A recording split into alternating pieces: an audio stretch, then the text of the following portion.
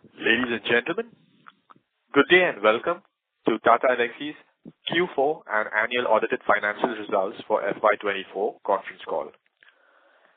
As a reminder, all participant lines will be in the listen-only mode, and there will be an opportunity for you to ask questions after the presentation concludes. Should you need assistance during the call, please signal an operator by pressing star, then 0 on your touchtone phone. Please note that this conference is being recorded. I now hand the conference over to Mr. Shashank Ganesh from EY. Thank you, and over to you, sir. Thank you very much. Good evening to all the participants in the call. Good morning for joining us from the western side. Before we proceed to the call, let me remind you that the discussion may contain forward-looking statements that may involve known or unknown risks, uncertainties, and other factors. Therefore, it must be viewed in conjunction with the business risk that could cause further result performance or achievements that differ significantly from what is expressed or implied by such forward-looking statements. To take us through the results and answer your questions today, we have the senior management of Tata Elxsi, represented by Mr. Manoj Raghavan, Managing Director and CEO, Mr. Nitin Pai, Chief Marketing and Chief Strategy Officer, Mr. Gaurav Bajaj, Chief Financial Officer, and Ms. Kaveri Sriram, Company Secretary. We will start the call with a brief overview of the past quarter by Mr. Raghavan, followed by a Q&A session. We'd appreciate your cooperation in restricting yourself to 2 questions to allow participants an opportunity to interact. If you have any further questions, you may join the queue and we'll be happy to respond to them as time permits. With that, I'd like to hand over the call to Mr. Manoj Raghavan. Over to you, Manoj. Thank you, Shashank. Good day to all of you joining us for the earnings call for the fourth quarter and for the full financial year 23-24. FY24 has been a year of consistent operational performance with a revenue growth of 13% despite the global macroeconomic uncertainties and volatility in the media and communication industry over the last few quarters. We have done well to maintain industry-leading EBITDA margins at 29.5% for the year, even while we continue to invest in expanding our talent base through all the 4 quarters, with a net addition of 1,535 Elxsians through the year. Now I come to a summary of the financial performance in FY24. Our revenue from operations were at rupees 3,552 crore, a year-on-year growth of 13%, EBITDA margin at 29.5%, PBT margin at 28.5%, profit before tax grew 11.9% to 1,048.7 crore. And actually, this is the first time our full year PBT crosses rupees 1,000 crores. Coming to the summary of the financial performance in Q4 of FY24, our revenue from operations came in at rupees 905.9 crores, a degrowth of 0.9% quarter-on-quarter, and a growth of 8.1% Y-on-Y. And the operating revenue growth, actually on constant currency basis, had a degrowth of 0.6% quarter-on-quarter and 7.2% growth Y-o-Y. EBITDA margin came in at 28.8% and the PBT margin at 27.9%. The Board of Directors have recommended a final dividend of 700%, that is rupees 70 per equity share, of par value of rupees 10 each for the financial year ending March 31st, 2024, subject to the approval by the shareholders of the company at the AGM. We had laid down a strategy of integrating our design business deeply with our key industry verticals, complementing our software and digital business with a design-led proposition. This is now complete with a seamless end-to-end proposition from ideation to market introductions. This is enhancing our competitive differentiation, providing early visibility into customer product roadmaps, and creating larger downstream development deals. Over 90% of our industrial design and visualization revenues are now directed to customers in our 3 main verticals, while the remaining comprises of innovation and design-led projects in other industries, including consumer packaged goods, retail, energy and utilities, manufacturing, adding diversity to the application of digital design and seeding possibilities for future verticals for the company. This has been classified as others in the segment report. Starting with this quarter, we are reporting this integrated view of our industrial design and visualization business in all three verticals and not standalone. So our software development services, SDS, combines the erstwhile EPD revenues and IDV revenues into the respective verticals as one segment, with a system integration and support constituting the other segment. Now let me provide a summary of the key industry verticals and segments for the company. If you look at our transportation business during the financial year, our transportation business grew strongly at 20.5% year-on-year in constant currency terms, and now accounts for almost 50% of our overall SDS revenues. And out of this, the work that we do for OEMs constitute over 56% of our overall transportation business, and we're now embedded into the SDV programs of 5 global OEMs. This business grew at 1.2% quarter-on-quarter in constant currency terms, despite delays in the planned scaling of SDV large deal that we have been awarded previously. I'm especially delighted with the German Design Award 2024 for our work on automotive HMI, which underscores the design-led proposition that we are now delivering to customers globally. We were selected into the SDV program of another global OEMs and are ramping up teams to support infotainment, ADAS, and EV software tracks over the next few quarters. The quarter also saw a digital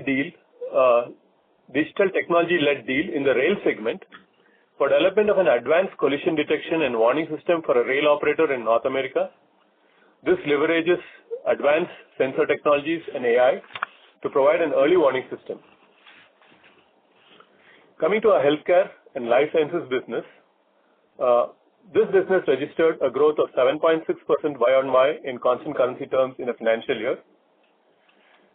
We have established a strong foundation for continued growth with the addition of 5 marquee customer logos in the year and expanded capabilities and platforms in new growth areas such as digital therapeutics and connected health. The Offshore Development Center for Innovation and R&D we announced in March 2024 for Dräger Medical, the German headquartered leader in critical care and safety equipment, demonstrates the relevance of a technology and design expertise and deep domain capabilities for next generation healthcare. We are investing and winning deals with GenAI-led solutions for the healthcare industry, including identification and elimination of toxic materials from the medical device supply chain. We are building platforms and winning deals for digital therapeutics, an emerging and strongly growing theme for the healthcare of tomorrow. Coming to the media and communication business, this business declined 2.6% in constant currency terms during the financial year. This quarter saw a merger-led impact of a deal ramp down with one customer. However, considering the severity of challenges in the media and telecom industry, we have done well throughout the year to protect business, add marquee customers, and increase wallet share with key customers. We are seeing growth in operator revenues and our overall customer base. Even as customers continue to tighten budgets and optimize spend, we believe that there are opportunities in contributing to the revenues through advertising technologies or ad tech and enabling OPEX reductions through automation and transformation of network operations. We are actively investing in offerings, platforms, and partnerships for both areas. Both leverage AI and GenAI to deliver speed and autonomous operations. We are delighted with Neuron, Tata Elxsi's network transformation and automation suite, being declared the platinum winner of the Juniper Awards for telco transformation. It was also the center stage of a showcase at the Mobile World Conference in Barcelona in February. The power of a design-led proposition is best underscored with a multi-million US dollar program we won late in this quarter for the customer experience transformation of video services of a leading Africa plus Middle East operator operating in over 25 countries. This also demonstrates new opportunities for us in new markets such as LATAM, Middle East, and Africa. Coming to our system integration and support business, we continue to pivot to value-added services, innovation-led projects such as experience centers, and supporting downstream deployment and run management of our products and platforms. Q4 revenues and growth was impacted by hardware shipment delays due to the Red Sea shipping crisis, which did not allow us to deliver and build some revenues. Despite this, it grew credibly by 18.6% in the financial year 24 in constant currency terms, getting close to a 100 crore business in this financial year. From a customer standpoint, we are transforming our customer base across industries with a significant shift towards OEMs in the automotive industry and operators in the media and telecom industry. While we continue to invest in deepening our key customer relationships, this is reflected in a strong growth in our top 10 and top 25 customers across the company. From a talent perspective, we continue to invest ahead of time in building a talent pipeline. We are expanding our presence across locations in India and overseas. Our employee retention continues to be the best among our peers and industry at large at 12.4%. We added 178 Elxians net additions in the fourth quarter and 1,535 Elxians in the full year. And we have a planned intake of fresh engineers and laterals through FY25. On the AI and Gen AI front, we continue to invest strongly in solutions, POCs and projects, and ramp up of talent across the company. We have created and deployed specialized programs to be able to get 25% of our engineers AI ready by Q3 of FY25. We are working on experimenting and innovating using Gen AI across design and software. We are targeting areas that may be impacted by Gen AI and disrupt our business, such as coding, automated testing, that we proactively take to customers. Equally, we are applying Gen AI to workflows and processes, regulatory work, automation of network operations as a new service frameworks and solutions we can take to customers. The large deal that we announced in the healthcare regulatory space already uses automation and AI to deliver efficiency, speed, and higher quality to workflows for our customers. We are also enriching our in-house platforms such as Neuron, ICX, TCare with Gen AI to enable new use cases and customer experiences for our customers. In the quarter, we also hosted a Gen AI hackathon internally for our employees with over 76 teams participating across our industry segments. Even as we step into the new financial year, we are pleased to announce two new members to the board. Mr. Soumitra Bhattacharya has had an illustrious corporate career, especially in the automotive industry, with over 28 years with Bosch Group. He serves as the chairman of Bosch Limited and is a director for ISQM, an industry-led initiative focused on quality excellence and innovation.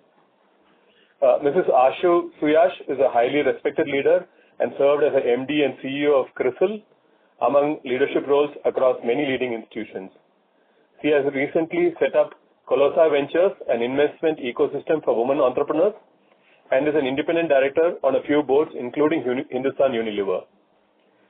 We look forward to leveraging the rich experience and network, industry knowledge, and strategic inputs from our new directors.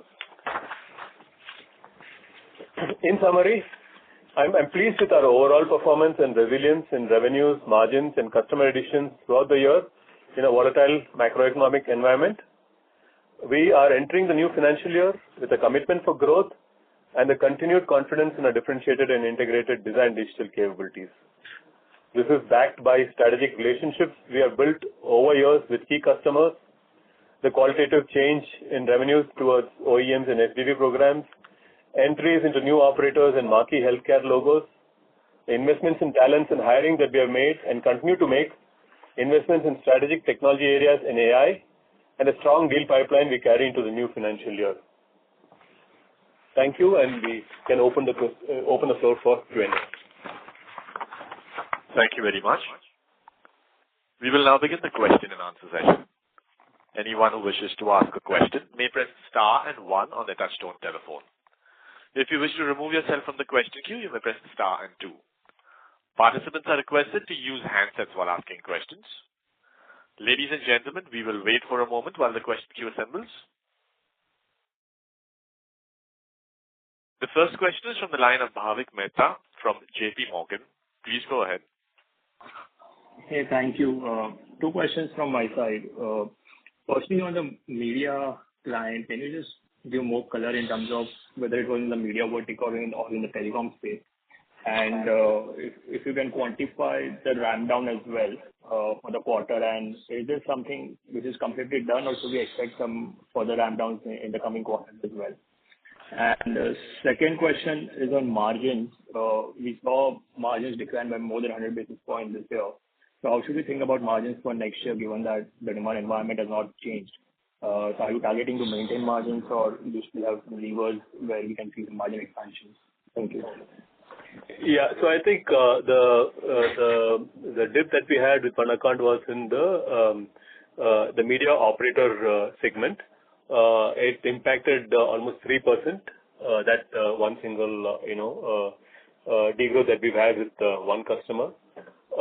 Coming to the margins, I think we are pretty confident with the sort of pipeline that we have, and the levers that we have to manage our margins. So we are definitely looking back to come back to the margins for the full year that we delivered in the last financial year. So I think that is what we would focus on. Yeah, just to add, Bhavik, we are done with the ramp down, so that doesn't continue or decline further. Okay, just a clarification, this 3% impact is for the quarter at overall level, right? No, at the MCV level. At the MCV level. Yeah, so media and communications, if you note, grew just a little more than 4% for the quarter, out of which about 3% was attributable to the single customer and the single ramp down. We are done with that this quarter, so when we start the next quarter, we have no further impact from that customer. Okay, got it. Thank you. Yeah, otherwise we would have ended up just about neutral, so that's the point. Okay, thank you and all the best. Thank you. Thank you. The next question is from the line of Sulabh Govila from Morgan Stanley. Please go ahead. Yeah, hi. Thanks for the opportunity. So my first question is on the transportation business. So just wanted to understand that there are multiple moving parts in the sense that on the one hand we have OEM related business where we see SDV projects coming in, and then at the same time there is a delay in the form of ramp up of some of these projects, and also X of OEMs, some of the tier 1 business could be coming off. So just wanted to understand that right now the sort of growth that we've posted, which is 1.2% Q-on-Q, when can we think about this accelerating, given that there are multiple moving parts there? Yeah, it is. As we rightly talked about, currently 56% of our business comes from OEM. So if you look at it in the previous financial year, I think our tier 1 business was more like 60% and OEM business was more like 40%. I think we've done exceedingly well to transition this into a lot more focused on the OEM business and the sort of deals that we've been winning. Yes, there have been some delays in one deal that we have won, but we definitely see that ramp up picking up towards the later half of this quarter. So I think our focus is to continue to exploit the opportunities that we see in the OEM business. Tier 1s, we used to have a large portfolio of tier 1s. So what we're really focusing is to really focus on select key tier 1s that we believe will continue to grow strongly. And in these tier 1 businesses, we are looking at consolidation opportunities. So we are not abandoning the tier 1 business because we still believe that there is opportunities there, and there are a lot of consolidation opportunities that we are bidding for at this point in time. So that is something we will strongly focus on, and we hope that the delays and the issues that we are seeing in the industry over the next this quarter, we will see that coming to a close, and we'll hopefully be able to ramp up on all the deals because we have done all the necessary work that is needed for preparation. We have the pipeline available, so it is a question of ensuring that we ramp up and the customer decisions are taken and we move forward. Okay, understood. And my second question was on the media vertical. So I just wanted to understand that while you mentioned that this particular ramp down is now over, and you also see some of the opportunities in other parts of this vertical. So just wanted to understand that from a overall outlook for this vertical in the coming quarters, versus what we've seen overall in the last year, which is sort of a decline for the full year. So should we expect in the coming quarters an improvement in the outlook for this vertical, given what you see today? We believe that we have bottomed out in Q4 for this vertical. We have, of course, internally we have done some amount of restructuring in the way we go to market in this particular vertical. We made some strategic choices. I'm pretty confident that we will see growth coming back into this vertical as we move into the Q1 and Q2 of this financial year. So the pipeline is building up, and I'm pretty bullish that we will see a recovery. Understood. Thanks for taking my question. I'll get back in the queue. Thank you. Thank you. The next question is from the line of Vimal Jamnadas Goyal from Alchemy Capital Management Private Limited. Please go ahead. Yeah, thanks for the opportunity. So two questions on auto. Firstly, on the deal ramp up, last quarter we had roughly 2% growth. We would have expected that with the deals that we had won in Q2, they would have contributed in Q4. And so would this 1.2% growth include those ramp ups, or this 1.2% has come without that? Because we're talking of the delays in the deals that we won in Q2 as well, right? So how should we think about that match? So that we have ramped up a very small team, so the full ramp up has still not happened. So you can practically say that 1.2% doesn't include any ramp up from that deal. So we're expecting that ramp up to happen in the later half of Q1. Right. So basically the ramp up but has already started. Yeah, a pretty small ramp up has started. The actual deal is a multi-million, multi-year deal, but we have not been able to ramp up to the initial expectations because we had certain customer related issues, and we are hoping that will get over towards the end of this quarter. Okay. And how much has our OEM business grown as compared to FY23 in FY24? Suppose if you can give me the number. The OEM business was about 40% in the last financial year. This financial year, the FY23 was 40%. FY24 was 56%. Yeah. Okay, so this 56% is for the entire FY24, not for Q4. Correct. No, entire. Yeah, so Vimal, maybe I can just add, the OEM business grew by about 40% year on year. Okay, so which implies that there's a significant decline in the tier 1 now. That's correct. Yeah, that's correct. And we've bottomed out there is what you're saying. That's right. Yeah. Okay. And next question is for Gaurav. Maybe if you can help us understand the puts and takes for the margin performance this quarter. Sure, Vimal. So margin came down by 100 basis point. 30 basis point came from the cross currency headwinds.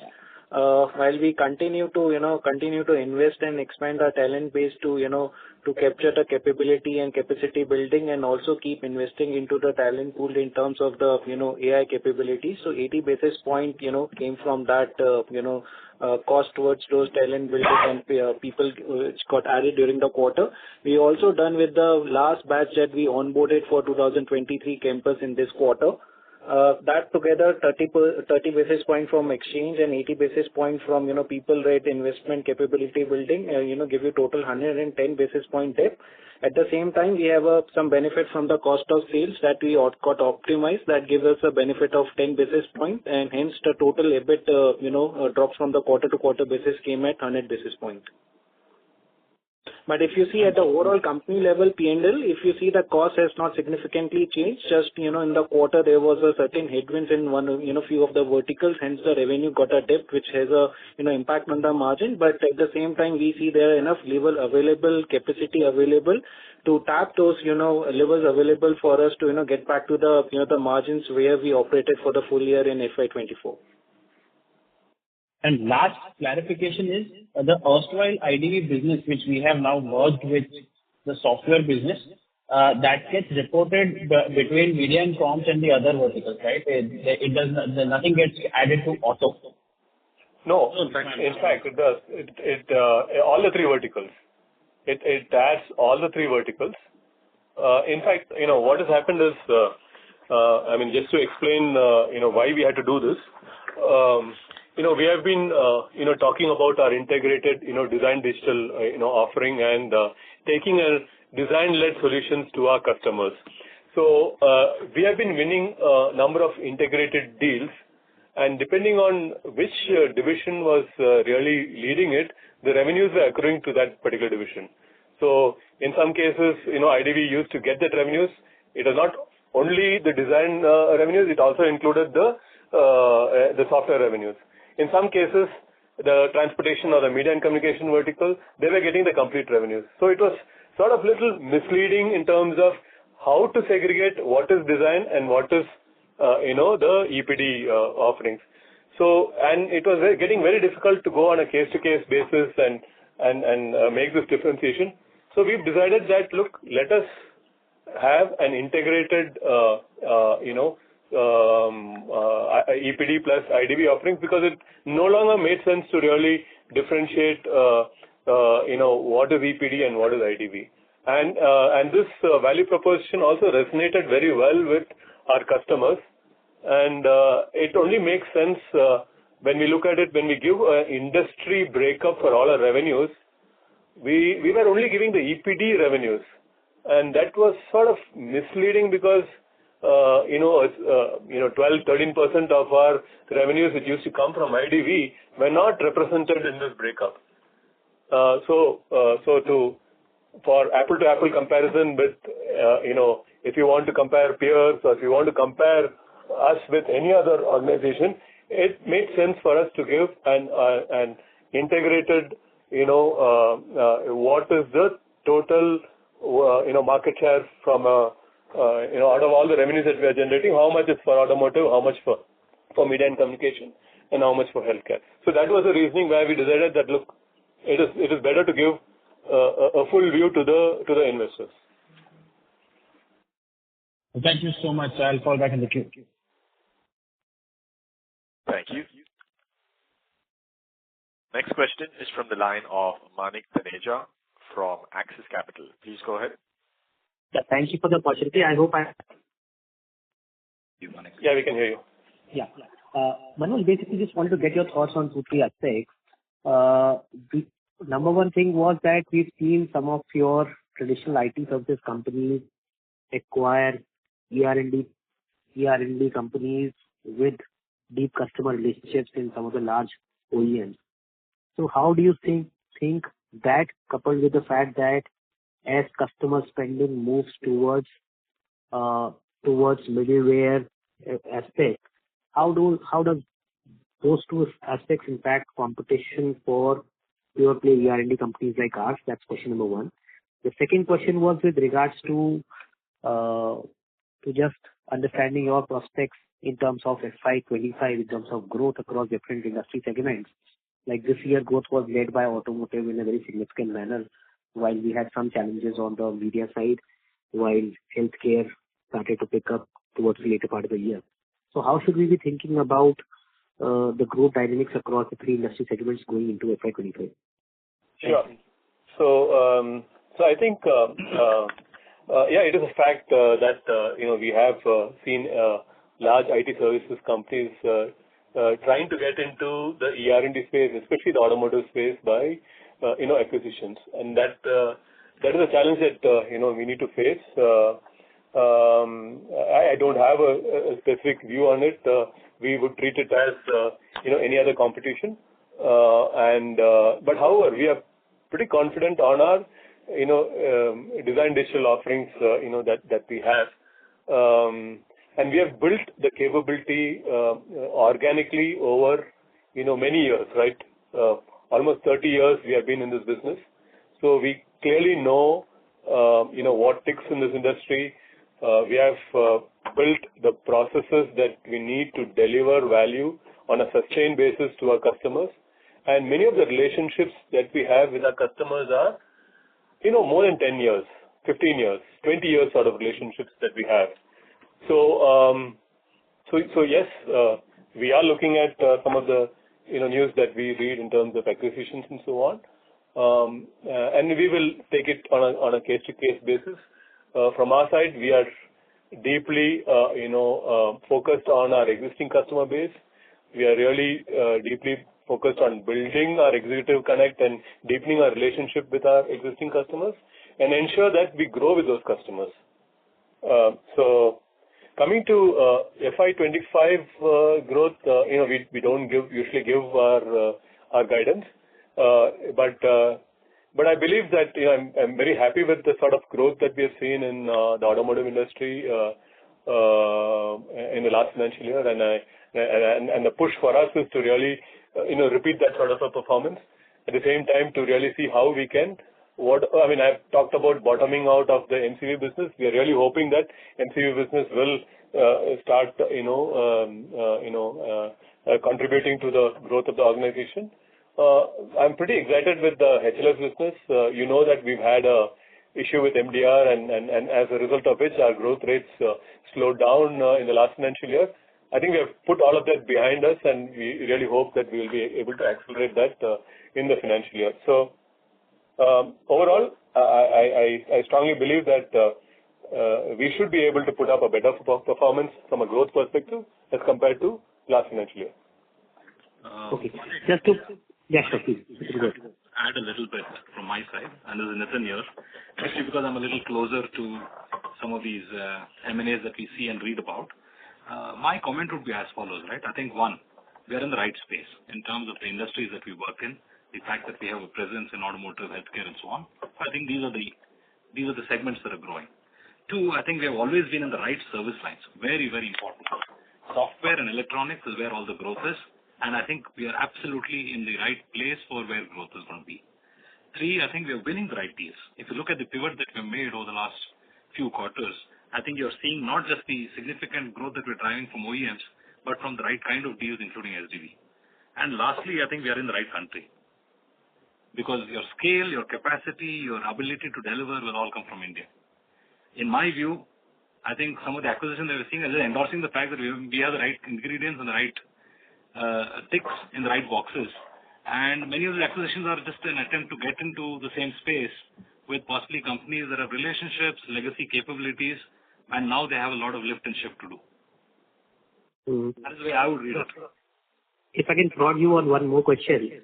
So, like you mentioned that we certainly expect FY25 to be better, potentially bottoming out of media and communications vertical, and while transportation expected to do well.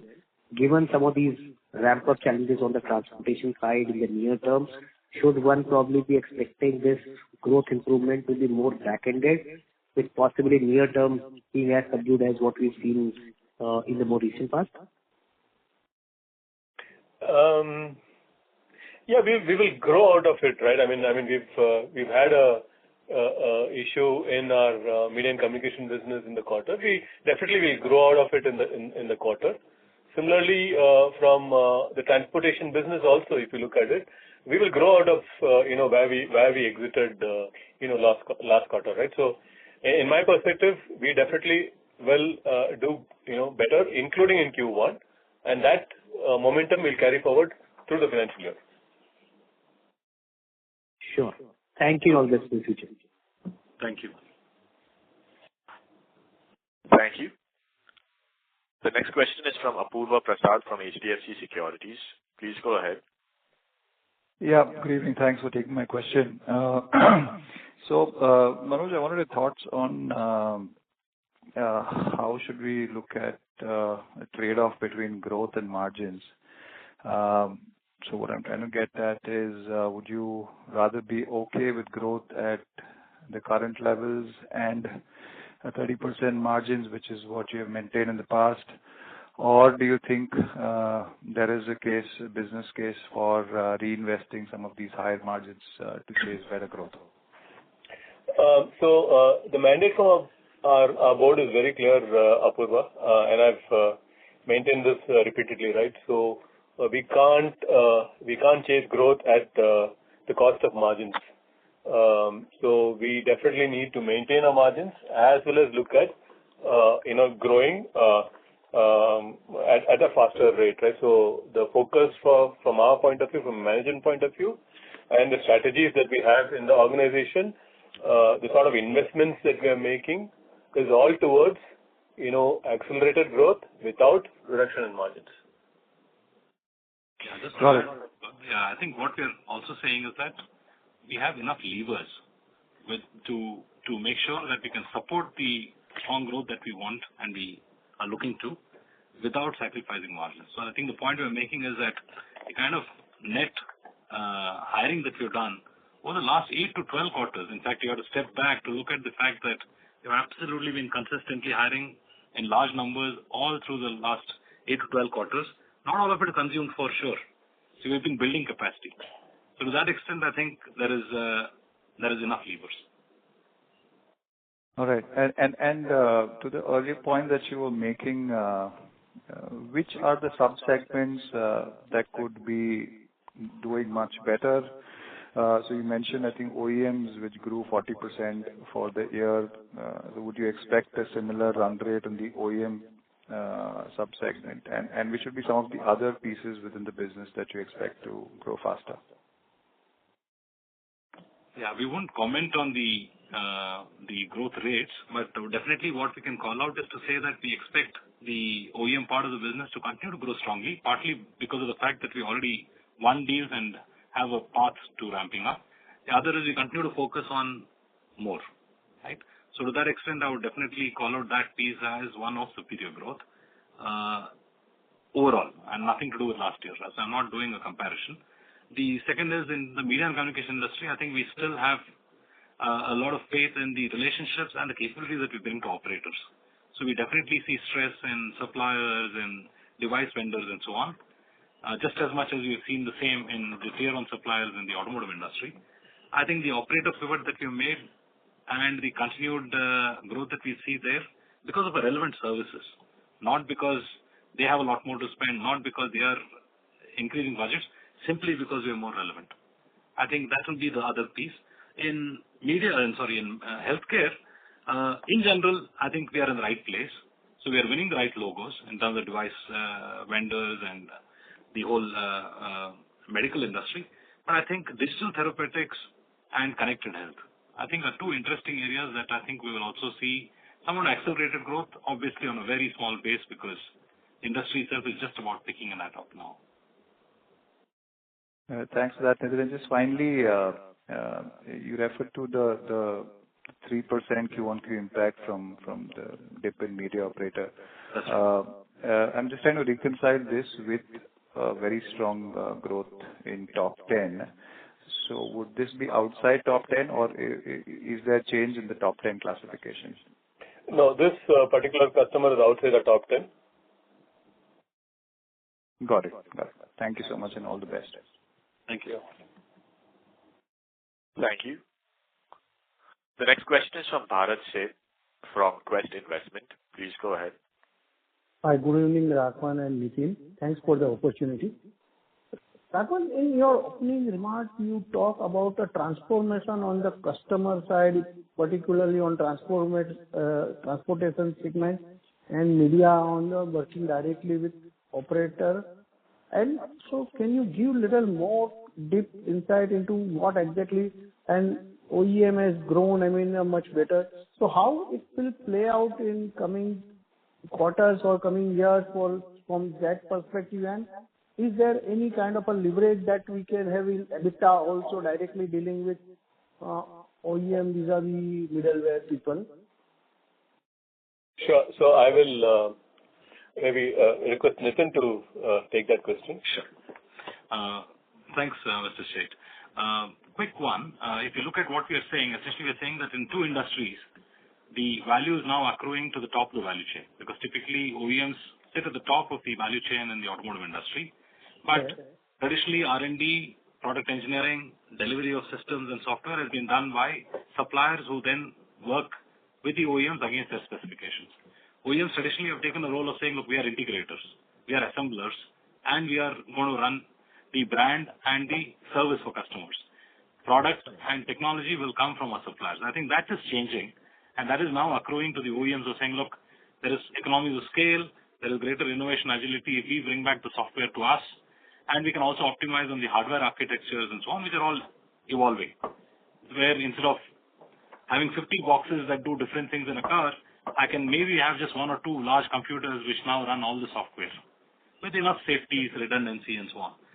So the swing of software development to OEMs, it's not going to be 100%, but there is more and more spend that is happening from OEMs at this time and will happen for the next few years simply because of this appropriation of software and development and value from the suppliers.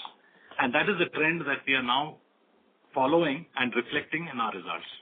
And we expect this will continue for a period of time. The same is happening with operators, where operators traditionally have taken equipment from typically the likes of Cisco, Ericsson, Nokia, and so on. I think there is a strong move to open source software, to software that runs in the core. You dumb down and make hardware more commoditized at the edge and so on and so forth. And I think that is exactly the trend that we are tracking in terms of who do we work with? Do we work with suppliers or do we work with operators? In addition, I think OTT was a completely different one, where that opened up additional opportunities to work with customers we never worked with before, like broadcasters, content studios, and so on. Otherwise, we had nothing to do for them. We suddenly found that we could actually help them go direct to consumer with OTT platforms and so on. So I think that is the trend that we are following. So I think both are consistent long-term trends for these two industries. And I think that is what we are really tracking and reporting. Now, this does not have a direct bearing on EBITDA. So to that extent, EBITDA is still a function of where do you deliver from, what services do you deliver, and the quality of your delivery. I think that is where we excel in general. And that is why our margins are superior, not because of the kind of customers we work with, but because of the work we do. So that continues. It's just that the who you do it for is changing, right? In fact, sometimes larger deals can also mean that you may have to give a little more in terms of the pricing that you offer. But we are confident that we will have enough levers to manage margins while we pursue growth. Sorry, it's a long answer, but I thought it's important to answer. No, fair. I understand it. I sincerely appreciate. But is that, that our continues of, getting continue. Earlier we were doing short-term project and small size. So now the project size is increasing substantially and kind of a continuity. It is a little longer vis-a-vis what earlier we had in both the places. That's correct. So I think, and in fact, I would say that this is a trend that we have been both reporting and sharing with analysts and investors at large, that we are slowly seeing the shift of product R&D and ER&D to more strategic and less discretionary and less project-based, partly because there are life cycles of the product, especially with software, where you're going into continuous mode of improvement and updates. So it doesn't stop with the launch of the product into the market. It continues post the launch, and updates happen through the air, updates happen over cable, over connected. So I think that is a trend that we're seeing in product engineering itself. Okay. And last question on healthcare, which we are on. So what are the changes, underlying changes that we are seeing that can, we can have a sustainable longer term growth? Earlier on small basis, we were growing at very rapid pace, but there is now the pace has become negative. So when do we expect those kind of a pace again coming back on a little larger base? So I think on the healthcare side, you have to remember that about 3 quarters back or 4 quarters back, we had one impact of a particular regulation, medical device regulation, for which we were at that time doing a lot of work, that was suddenly extended and relaxed, which allowed customers to pull the plug on what they were doing with us. And we had an actual significant hole in our revenue streams in a single quarter. I think the business unit has done very, very well to plug that, grow and show results despite that big hole in the revenue that we saw on a very, very short-term basis. Right? So I think you have to reflect the growth of the BU in the context of the hole that we were in, rather than as year on year, it was so much growth previous year and what is your growth now. Part two, I think we've added some very, very good customers over the years. So I think the journey continues. I think we are in the right place. The medical and healthcare industry, obviously because of the criticality, the nature of that industry, the regulatory environments is much, much slower to change. I think they are in a place where they have to change. And I think we are in the right place. And can I go for one more, if it's your permission? Yes, please. Raghavan, we have integrated our designing with the relative segment. So do we see anywhere, with design related thing, a manufacturing opportunity in the future?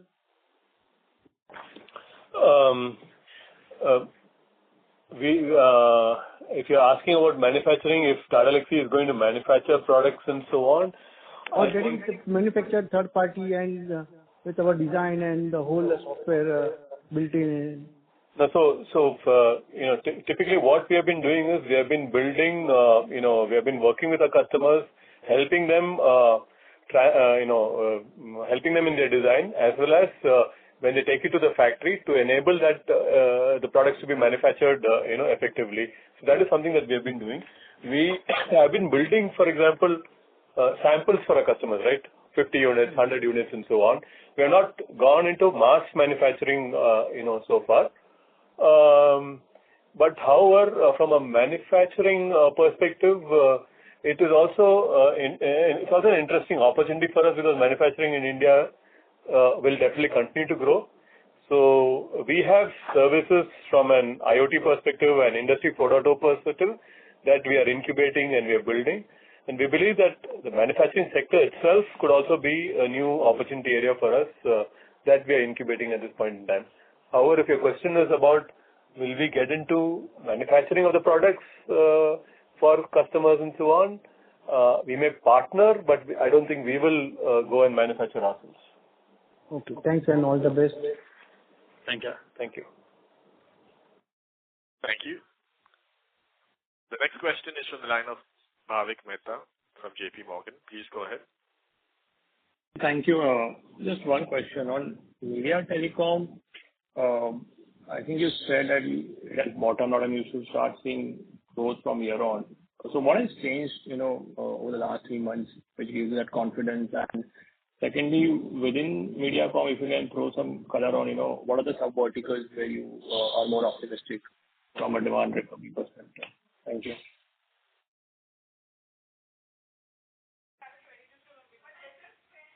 With key customers and prospects, we sort of have a better visibility on the spend from a customer perspective, especially the key customers, the top customers that we have in that business unit. We continue to grow strongly with those customers. As I've also said, we have made some changes in the way that business unit is structured. We've brought in certain new leadership. We have restructured the sales organization also. So there's a focused, I would say, campaign that we have run in the last quarter, and we are definitely hopeful of seeing those results in the subsequent quarters. Okay, and within Mediacom, like any color on whether it's the operators? It's primarily the operators. So I think as Nitin has mentioned earlier, last year we've seen that we have moved from the devices and the product space to the operator space. So almost 70% of our revenues come from operators, and I think that is the way to move forward, and we will increasingly see a lot more of our revenues coming in from operators. Operators are also thinking of digital, the cloud, AI, Gen AI, and so on. So all those capabilities that we are building are focused for the operator market. Okay, thank you. Thank you. The next question is from Salil Desai from Marcellus Investment Managers. Please go ahead. Hi, Manoj. I just wanted to kind of reconfirm my understanding.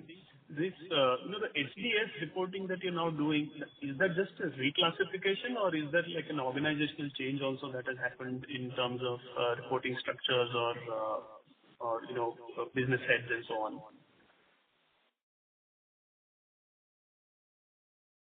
Sorry. At this point in time, Salil, it's a reclassification. We have not done a change in the structure internally for the organization. But however, we have put in certain, processes to define, what is the design revenues and how we will account them and so on from a individual business unit perspective and so on.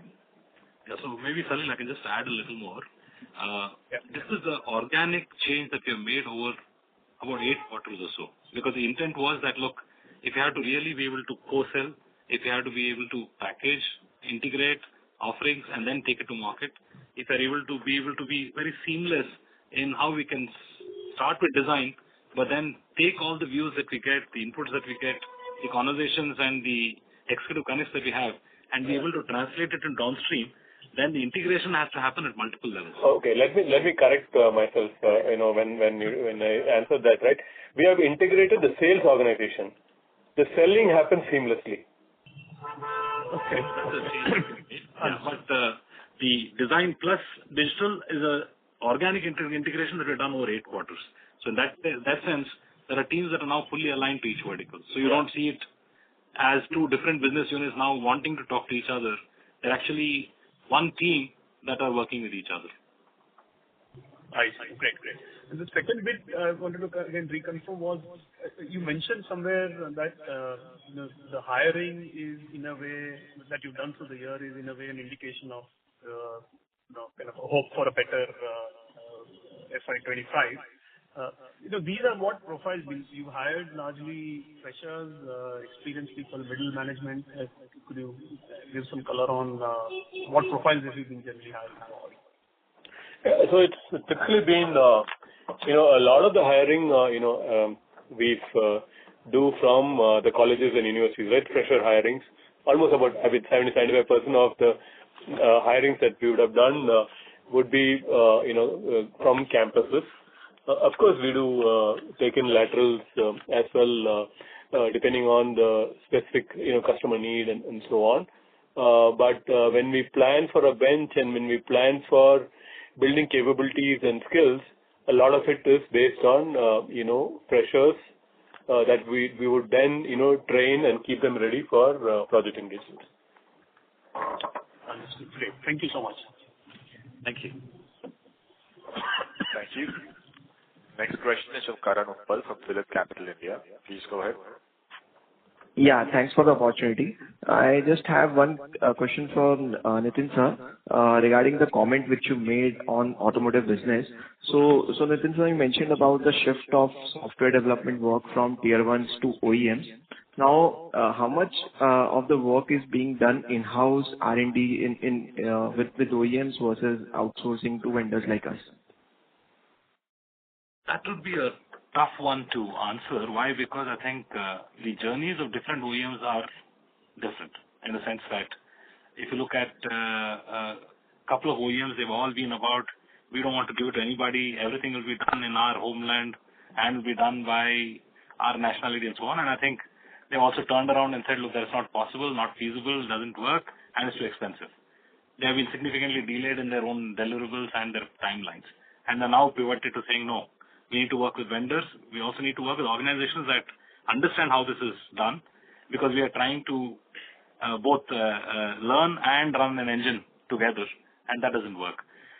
There are certain other organizations that have started with working with a very good small set of strategic vendors and then also doing a captive in India or wherever else, right? And therefore running a dual view of what do I get done in my home country, how do I use my own captives for certain work that I think they are best for, and how do I use vendors where they are best for.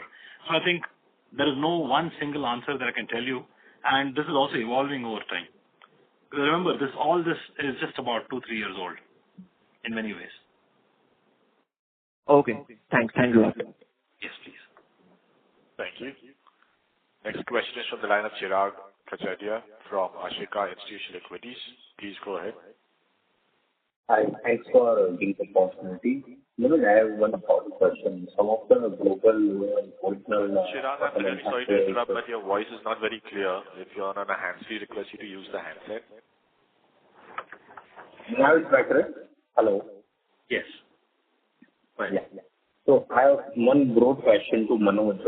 Some of global OEMs set their plan with respect to EV mobility, and those are remote ones. So what's your thought on the evolving EV landscape, like the growth which we have witnessed in past few years in the transportation vertical, will continue due to those cuts, or you think that, the story will change, and as more and more people now talking about this hydrogen mobility and hybrid stuff instead of electric vehicle also? Yeah. So Chirag, maybe I'll take that. So what I understood from your question is, with respect to electric mobility, do you see the fact that electric mobility may not be the only and single path that everybody pursues, but there are options emerging? What does that mean for us? Is that correct? Yeah. Yes, sir. Yeah. Absolutely. So I think there are two parts here. One is that while you look at electric mobility, whether there is enough sales, not sales is a different matter, but you have to have a portfolio of electric vehicles. So I don't think there's any OEM who has an option to say, I will not do electric at all. It's only a question of saying how much of electric and how much of others. Right? So to that extent, there is a path for EV with every OEM in the world. That's part one.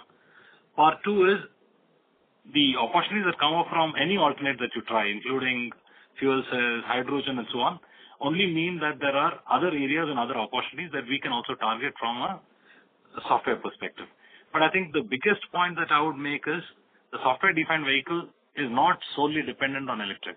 Electric is one constituent of what goes into a software-defined vehicle, but ultimately everything that the car delivers, mobility, convenience, comfort, infotainment, connectivity, ADAS, everything is going to be driven by software.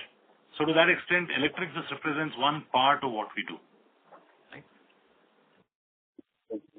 Thank you so much. All the best. Thank you. Next question is from Sulabh Govila from Morgan Stanley. Please go ahead. Yeah. Hi. Thanks for taking my question again. So my question was on the headcount and the hiring for in the coming year.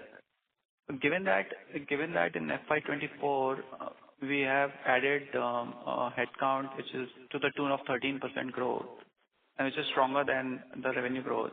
So you had some capacity, as you mentioned. So how should we think about the hiring trends going into FY25, including the fresh additions? Yeah. So I think we would continue to add, people from a fresher perspective, because that is the source of, talent, for us. But we will be a little careful in the numbers that we add. We'll definitely, also, meter this a little bit, again, based on how, deals shape up and how the revenue picks up. So from a fresher, addition perspective, we are looking anywhere between 1,500 to 2,000 engineers. And whether we will be at 1,500 or 2,000 would depend on the business situation and how the revenues are growing. Lateral hiring could be again on need basis, and that we would continue to do again based on business.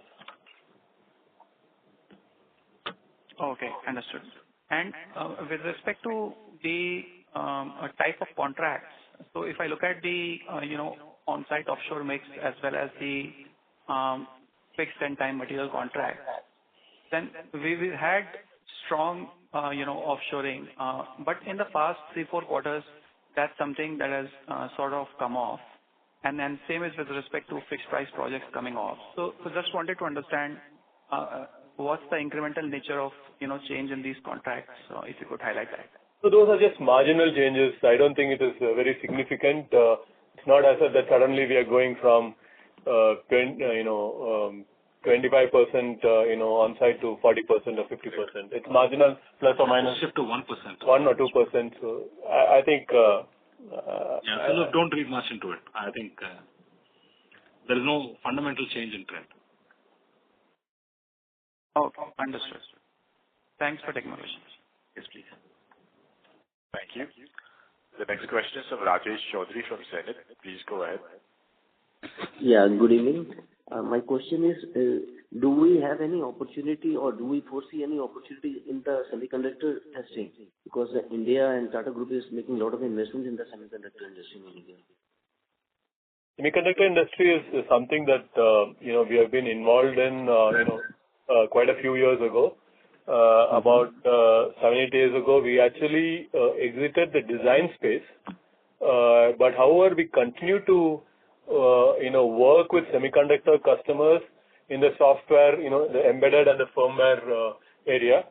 So definitely we have capabilities, especially relating to the vertical markets that we address, right? Whether it's automotive, whether it's media telecom or healthcare. We build solutions on the chips for these particular industry verticals. So as far as anything to do with these three industry verticals, we have a play. But we at this point in time, we really are not getting into the design, the chip design aspects at this point in time. Okay, so we would only be involved in the testing phase, or so the application development, or all of that. Application development, but that would only be related to the software part and not to any of the hardware part. Yeah, not into the chip design space. Okay, got it. Okay, thank you. Thank you very much. That was the last question in queue. I would now like to hand the conference back to the management team for closing comments. Thank you, investors. It was a eventful, FY24. A lot of changes happening in our market, but I believe we as a team Elxians, we have come out exceedingly well, shown a strong growth of 13% year on year. And as I stated, when I stand here looking at the new financial year, we really confident that on the pipeline and the conversations that we're having with customers, and we really hope for another strong performance this financial year. Thank you so much. Thank you very much. On behalf of Tata Elxsi, that concludes this conference. Thank you for joining us, ladies and gentlemen. You may now disconnect your lines.